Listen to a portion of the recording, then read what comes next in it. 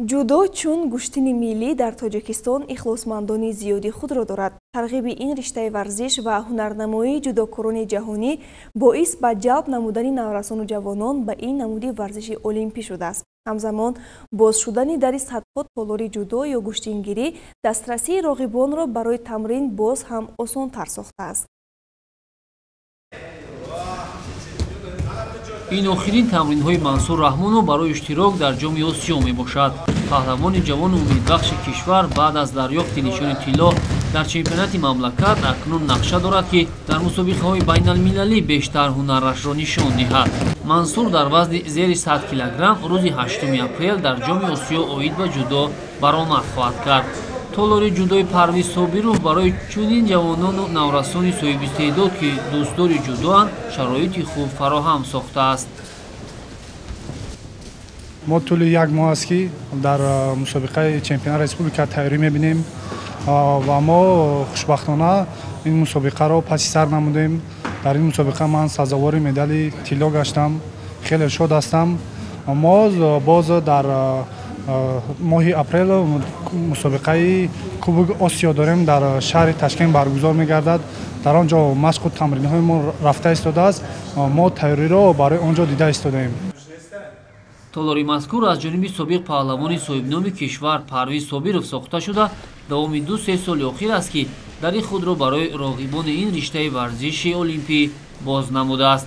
паҳлавонҳо дар ин ҷо нозукиҳои ҷудоро аз мураббӣ Фаррух Собиров меомӯзанд. Фаррух мегӯяд, натиҷаи шогирдонаш дар мусобиқаҳои дохилӣ рӯз то рӯз беҳтар шудааст ва дар соли 2022 дар 3 мусобиқаи ҷудо дастпарварони ин толор аз 10 медал низ бештар ба даст овардаанд.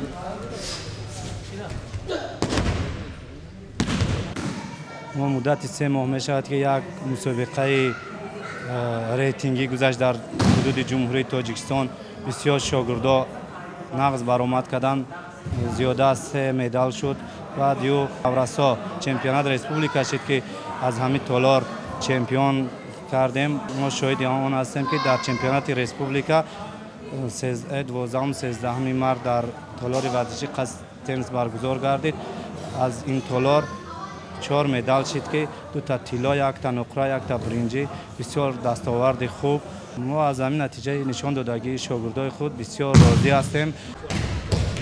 аз толори варзишӣ Парвиз Собиров 5 варзишгари наврас ва ҷавон феълан дар ҷоми Осиё ширкат доранд. аз ин лонаи варзишӣ акнун аввалин чӯҷаҳояш болу пар баровардаанду мехоҳанд на танҳо дар дохил, балки ба кишварҳои гуногун парвози ҳунар кунанд. Каримзода Наврӯз дар чемпионати ҷумҳурии Тоҷикистон баромад кард ва дар финал шикаст хӯрд. вале мегӯяд боке нест, варзишгар то мағлуб нашавад ба қадри ғалаба намерасад. хеле тамринҳои зиёд кардам ва боз тайёрии худро як моҳ дар ҷумҳурии Ӯзбекистон гузарондам, машқҳои дастаҷамона. ва хулоса тайёрӣ хеле ҳам сахт буд. тайёрӣ ҳама барои ҷои аввал буд. ба 5 ҳарифи худ то финал ғолиб шудам ва дар финал аз ҳарифи худ Наҷмиддинов Муҳаммадшариф мағлуб гардидам. ва ҳеҷ боке нест, ин варзиш аст, як рӯз бохт аст, як рӯз ғалаба аст. Эмомалӣ Нуралӣ чемпиони Тоҷикистон дар вазни 66 килограмм гардид. ӯ низ дастпарвари ин толори варзишӣ аст ва охирин марҳилаи омодагии худро барои иштирок дар ҷоми Осиё анҷом медиҳад.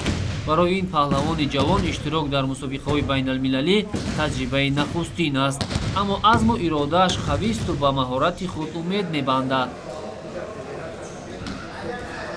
баромади мо дар мусобиқаи ҷумҳуриявии ҷудо байни калонсолон нағз буд. мо сазовори медали тиллои ин мусобиқа гаштем. дар оянда орзуи мо ин аст, ки ба бозиҳои олимпӣ ва гранд-сламҳо рафта иштирок карда байрақи Тоҷикистонамонро баланд бардем. баъд аз ин мусобиқа мо бо мураббиямон нақша кашидем, ки дар мусобиқаи ҷоми Осиё, ки дар Ӯзбекистон мегузарад, иштирок карда дар он ҷо парчами Тоҷикистонро баланд бардем.